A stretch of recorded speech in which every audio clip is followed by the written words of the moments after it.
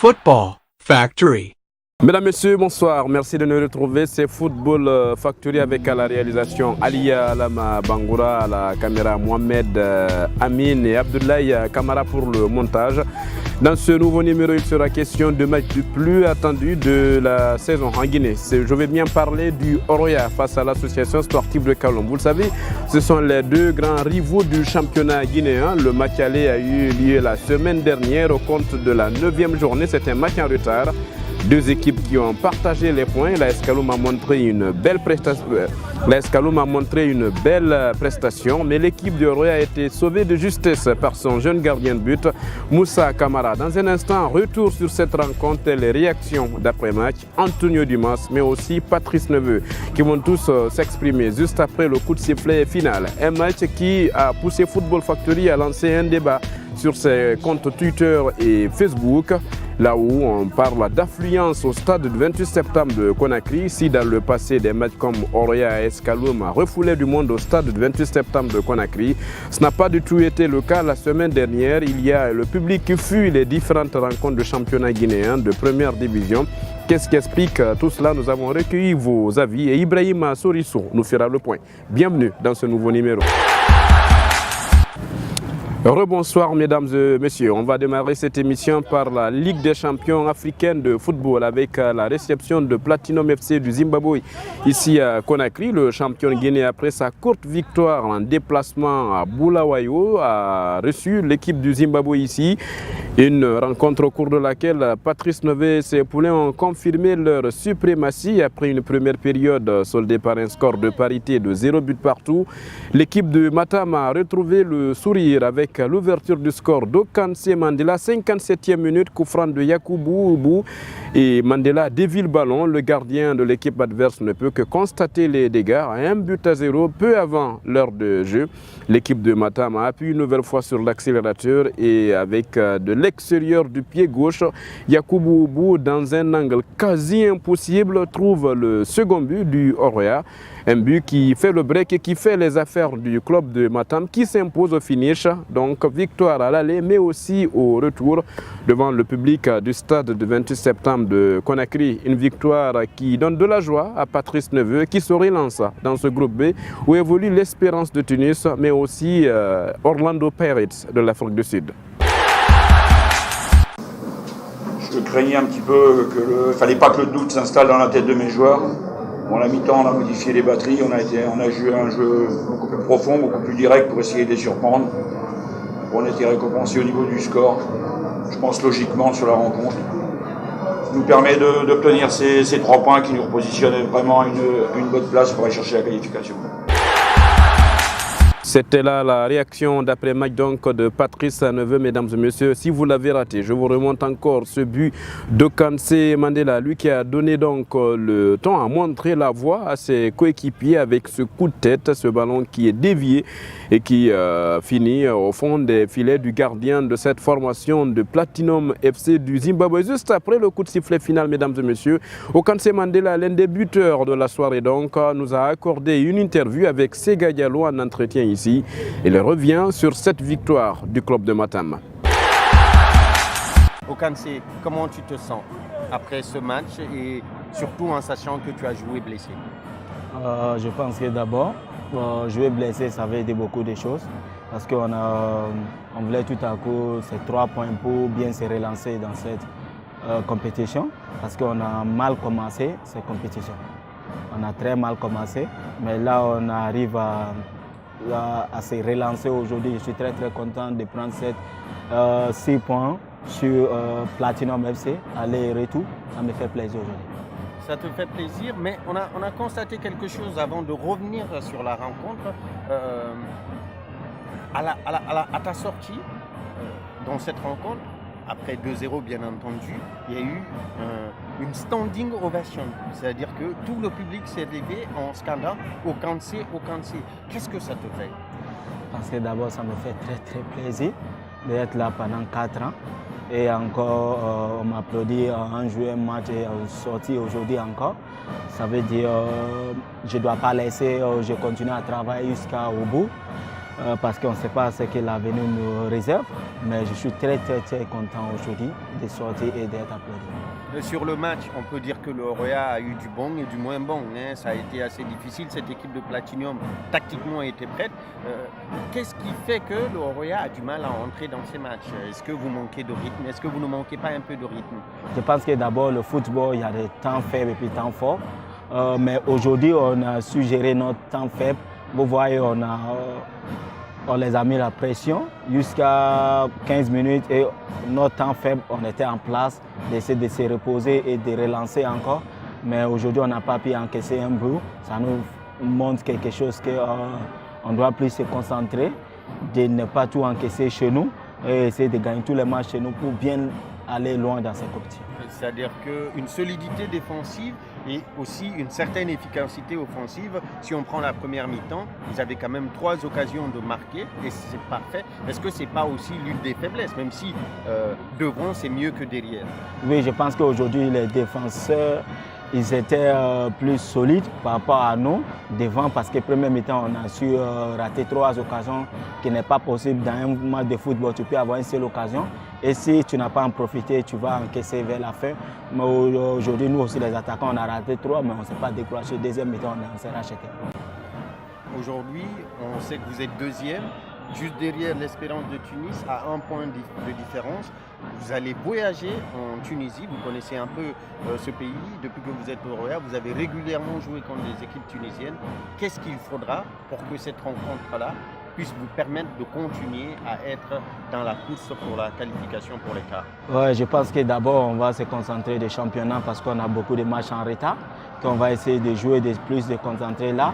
Et après, le jour, au moins une semaine de cette compétition contre Espérance de Tunis, on va bien se préparer parce qu'on a un final à jouer là-bas. Les gens disent qu'on a un final à jouer contre Orlando Pirates ici. Mais moi, je dis, mes coéquipiers ont dit, nous, notre final, c'est à l'Espérance de Tunis. Il faut tout faire pour gagner un point aux victoires là-bas. C'est pas facile de marquer ou bien de gagner là-bas, mais on va tout faire, je crois à mes joueurs, ce qu'on est construit, on va aller jusqu'à la fin. Donc pour vous, l'idéal, c'est d'éviter de jouer une finale à Conakry contre les Pirates? Oui, parce que les gens disent qu'on a mal à se qualifier ici et nous, on n'a pas ça en tête. Mais je pense que nous, on va éviter de jouer une finale ici, plus être à l'aise. Pourquoi pas si on a la possibilité de jouer le final en Espérance de Tunis, en Tunisie, on préfère jouer là-bas et de se qualifier là-bas par rapport à venir ici. Ça trouve qu'on est plus à l'aise chez nous. On va essayer de gagner quelques points ici, mais là, il faut aller jouer le final en Tunisie. Koukanté Mandela, là vous allez enchaîner 5 matchs de championnat. Est-ce que ce n'est pas un peu déstabilisant de rester en compétition africaine, d'être dans ce cycle-là de matchs reportés pour vous? Je pense qu'on a des joueurs pour ça, on est 30 joueurs et tout le monde mérite des joueurs. Aujourd'hui, on va essayer de tourner pour que tout le monde joue pour voir qui sera prêt le jour contre Espérance de Tunis, qui sera prêt, qui ne sera pas prêt, parce qu'on a besoin de tout le monde. On a besoin de tous les joueurs parce qu'on n'a pas eu le temps de jouer beaucoup de championnats. Bon, on ne sait pas comment se positionner, comment faire les effectifs, mais aujourd'hui, 5 matchs, je crois que c'est assez bon pour nous de se relancer, de voir la qualité de chacun de nos joueurs. Merci Koukanté. Merci. Il y avait du beau monde au stade 28 septembre de Conakry, malgré que le match ne s'est pas joué à guichet fermé. Parmi les spectateurs au stade du 28, mesdames et messieurs, nous avons aperçu Mamadou Togo. C'est un humoriste guinéen, mesdames et messieurs. Il nous fait ici un débrief de la rencontre à sa manière. Vous allez forcément sourire un tout petit peu. Et il nous parle de ce but de Yakuboubou, mais aussi de Koukanté Mandela. Comme on aime le dire dans la langue du terroir, ou alansara julama kirni kirndama awa hore a fottido e platio me wadi me pilato alhamdulillah et nerkum pilato dans l'assiette qu'on a où on a mis le platonium, on a gagné 2-0. Un joli but au-delà d'un coup franc, un coup de tête de Mandela. Ouais, il a montré qu'il vient des pays des hommes intègres. Il est burkinabé. Et le match continue, ça avance, ça continue. Ça m'a rappelé même le match Allemagne-Japon, oui, où les Japonais ont battu les Allemands. C'est-à-dire, ce n'était que 4 Suzuki qui ont réussi à battre l'Allemagne. Oui, c'était saut. récupération de saut, Wong, donne à Li, Ngaï, but. Quelle belle combinaison de saut, Ngaï. C'était comme ça, et c'est comme ça ils ont combiné tout de suite, et ils ont donné au latéral, vers de l'autre côté, il a fait un tir, centre, but. Et ça, c'était Yakubu le Ghana. Pour dire que le Orea a fait un joli match, ils ont eu une possession terrain quoi. 78 quand même, 68 c'est que ça prouve à suffisance que c'est au Fakere de 28 septembre. Que oui, ça prouve à suffisance que oui, le Orea tenait de la défense avec les belles détentes et les beaux arrêts de Khadim Ndiaye jusqu'à l'attaquant Mandela en passant par la défense. Que Yakubu, le Ghana, ce qui veut dire que le championnat guinéen, ça avance. Et nous espérons qu'après cette victoire où on avait 3 points, maintenant là, 3 points plus, ça fait 6 points. Donc actuellement, la Guinée mérite la première place. Et ça, c'est grâce à la Guinée. Et je demande que tout le monde, qu'on soutienne nos équipes, qu'on soutienne nos artistes, c'est ensemble qu'on peut. Mamadou Tog, pour le foot, ça c'est nous ça. Football Factory. L'Orea s'est donc imposé face à Platinum FC, ce qui donne à l'équipe de Matam 7 points désormais dans ce groupe qui est dominé par l'Espérance de Tunis. Je rappelle, c'est le tenant du titre, le club tunisien. L'équipe de Matam donc se relance. Orlando Pirates occupe la 3e place au classement et Platinum FC ferme ce tableau. L'équipe du Orea lors de la prochaine journée sera en déplacement en Tunisie. Ça sera au compte de la 5e journée de cette phase de groupe de la Ligue des champions africains de football. L'Orea opposé à l'Espérance de Tunis avant de recevoir ici à Conakry lors de la dernière journée l'équipe d'Orlando Pirates. C'est autant dire que le club de Matam a son destin en main pour la suite de la compétition. Je vous le disais au sommaire, mesdames et messieurs, parlons à présent du championnat guinéen de première division avec le Orea, justement, après la Ligue des champions africaine qui est revenue sur le plan national avec la première division à l'occasion de la 9e journée. C'était un match en retard.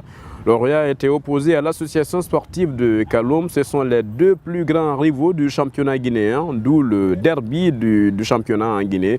C'est le match le plus attendu d'ailleurs. Dans cette rencontre, l'association sportive de Kaloum a montré de belles choses. L'équipe dirigée par le Brésilien Antonio Dimas s'est illustrée avec de belles combinaisons, de belles passes, mais aussi de belles occasions de but. Mais à tout moment, il y a Moussa Kamara, le gardien de but, le jeune gardien du Orea qui s'est illustré avec de belles parades, comme en seconde période sur ce coup franc par exemple. Il a fallu une détente donc de Moussa Kamara qui a permis donc au Orea de garder sa cage inviolée durant tout au long de cette rencontre. L'équipe de Matam partage les points avec l'association sportive de Kaloum, 0-0 score final. Un score qui satisfait plutôt Antonio Dimas, c'est le coach brésilien qui dirige le sous-marin jaune de Kaloum. On a joué contre Rennes, on a une grande équipe qui joue la Ligue des champions. On a été, même dans le niveau, on a été l'occasion pour marquer des buts, ça n'est pas marqué. Donc il faut continuer le travail comme ça. Donc cette équipe-là, c'est une équipe pour l'avenir, peut-être pour la prochaine année. On peut jouer même pour être champion. On va chercher le titre de champion. Mais nous avons encore chance, il faut lutter jusqu'au bout. Et nous avons encore la coupe nationale. Et on va se débrouiller pour ça. Et je suis vraiment content avec cette image d'aujourd'hui. Qu'en est-il de l'entraîneur français Patrice Neveu qui dirige cette équipe de Matam qui a remplacé Victor Svenka? Justement, comme on parle de Victor Svenka, une petite parenthèse. Retenez que l'ancien entraîneur du Orea a trouvé un point de chute. Il est désormais en Tunisie avec le club africain, avec une place en quart de finale accompagnée du Orea bien sûr et des titres de championnat ici et de la Coupe nationale. Eh bien, ça lui faisait un joli CV qui lui permettait donc d'être nommé entraîneur avec le club africain de la Tunisie. Patrice Neveu donc dans sa réaction d'après-match, mesdames et messieurs, après ce nul 0-0 face à l'association sportive de Kaloum, Patrice parle du championnat guinéen de première division et voilà de ce nul face au plus grand rival. On n'a pas été performant du tout. Mais bon, pour la bonne cause, parce que je connais mon effectif et la réalité de mon effectif. Après, voilà quoi.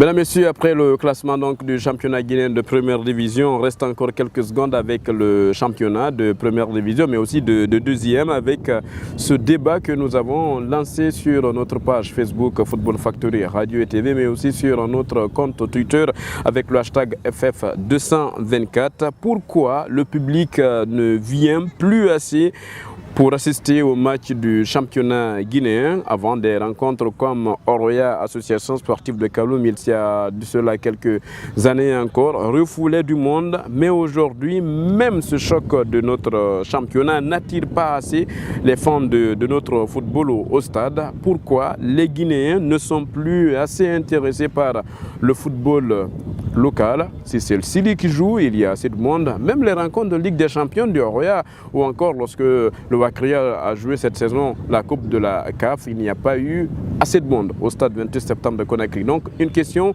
nous a intéressés. Vous avez été nombreux à réagir par rapport à ce débat sur notre page Facebook, mais aussi sur notre compte Twitter. Des avis partagés, d'autre part de la Ligue guinéenne de football professionnel, d'autre part d'un manque de management ou bien de communication derrière. Ibrahim Sorisso nous fait ici un condensé des meilleurs commentaires sur notre page Facebook, mais aussi sur le compte Twitter de Football Factory Radio et TV. Parmi les nombreuses réactions que nous avons enregistrées sur notre page Facebook après avoir lancé ce débat, il y a Malik Mara qui estime que sans un grand AS Kaloum, pas de public au stade. Amadou Niassa, quant à lui, pense que le championnat est organisé pour le Horoya. Et notre confrère Moïse Koussoinka aborde dans le même sens et nous dit qu'au Burkina Faso, par exemple, Saritas a joué en championnat 2 jours avant son duel du week-end dernier contre l'Étoile du Sahel. Maintenant, on va prendre quelques réactions sur Twitter.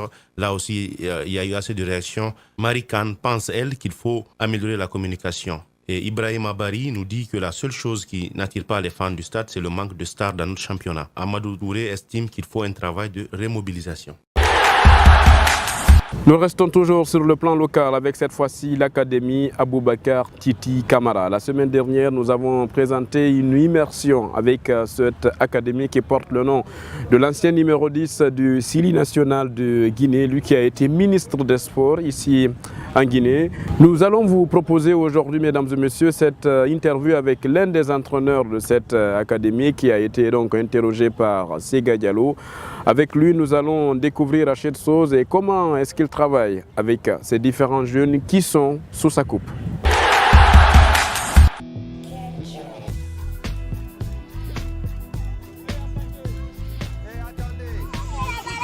Nous allons travailler seulement les petits jeux, passes, démarquage.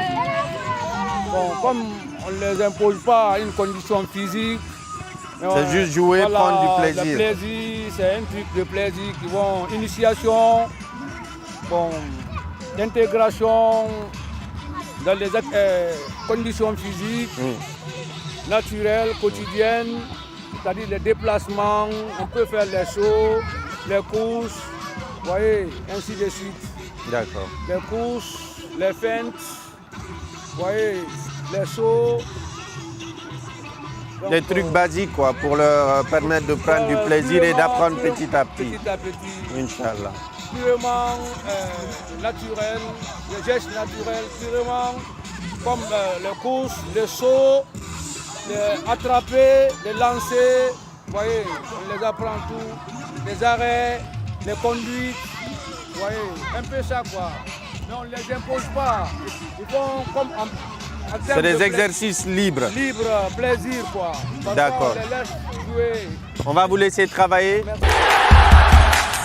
Vous êtes parent, vous voulez forcément que votre enfant soit avec l'Académie Aboubakar Titi Camara. Vous vous demandez comment faire. Nous avons interrogé deux jeunes de cette académie. Avec Sega Diallo, ces jeunes expliquent comment est-ce qu'ils ont intégré l'Académie Aboubakar Titi Camara. Vous allez forcément suivre la même procédure et vous allez peut-être retrouver votre enfant dans cette académie qui sera demain une star de football. On ne le sait jamais.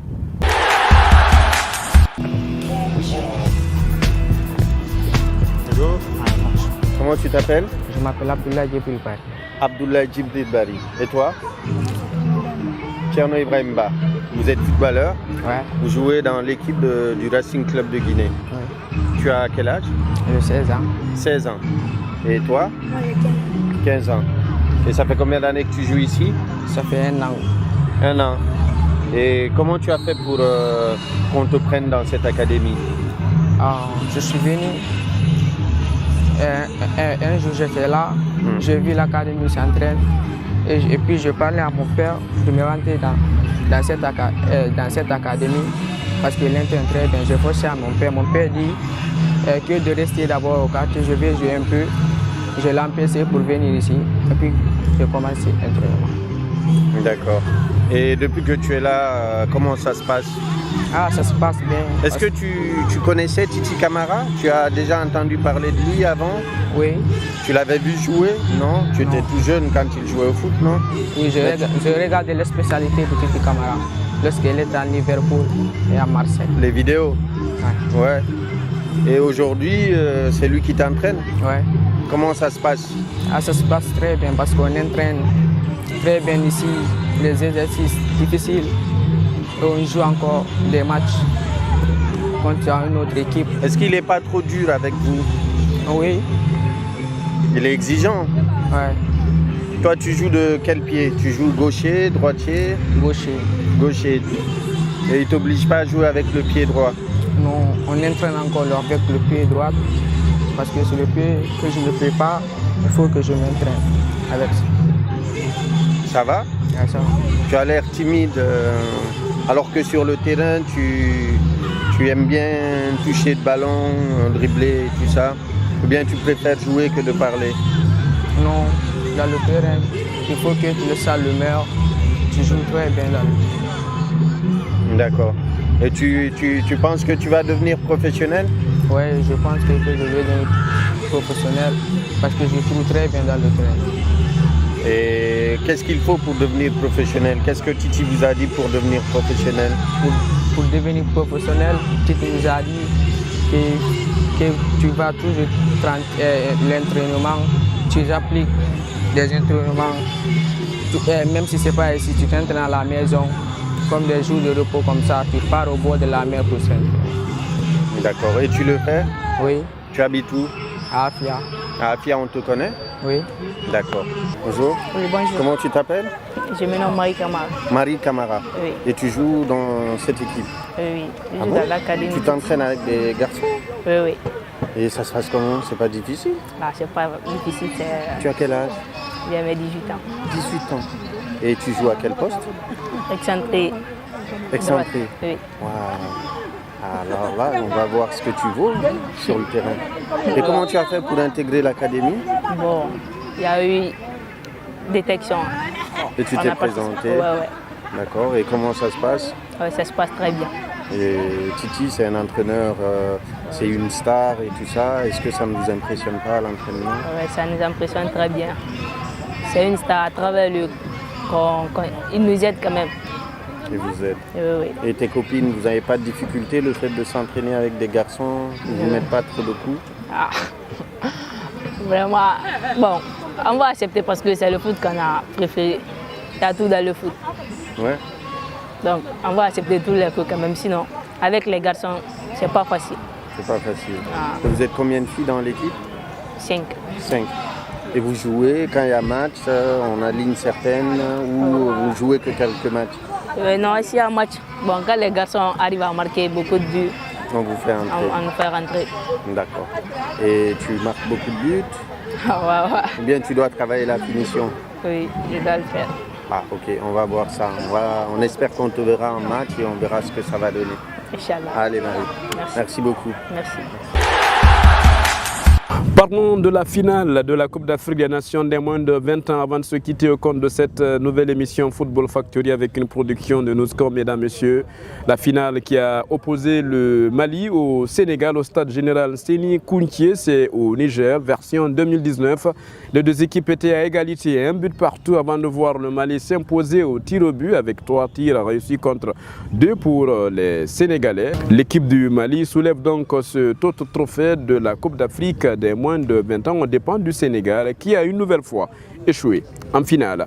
Nous terminons cette émission avec ce joli but de Mohamed Madi Camara, l'international guinéen qui évolue avec l'Olympiakos. Il a permis à son équipe d'égaliser dans ce derby avec l'AEK, mesdames et messieurs, alors que son équipe était menée 1-0. Une frappe de 30 mètres.